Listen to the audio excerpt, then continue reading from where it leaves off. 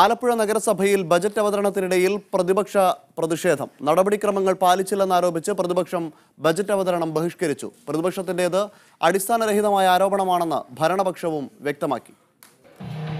ചെയർമാന്റെ ആമുഖ പ്രസംഗം അവസാനിച്ചതോടെ പ്രതിപക്ഷ നേതാവ് ഡി ലക്ഷ്മണൻ പ്രതിഷേധവുമായി എഴുന്നേറ്റു.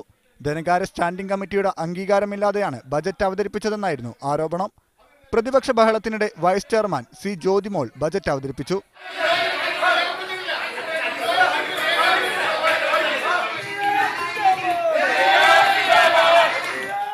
ബജറ്റ് കീറിയെറിഞ്ഞ് പ്രതിഷേധിച്ച പ്രതിപക്ഷം രൂക്ഷമായ ആരോപണങ്ങളാണ് ഉന്നയിച്ചത്. അജണ്ട 2019-20 വർഷത്തെ ബഡ്ജറ്റ് അംഗീകരിക്കുക എന്നുള്ളതാണ്. പക്ഷേ ആ ബഡ്ജറ്റുമായി ബന്ധപ്പെട്ട് ഒരു രേഖയോ അല്ലെങ്കിൽ ബഡ്ജറ്റോ അവിടെ അവതരിപ്പിച്ചില്ല.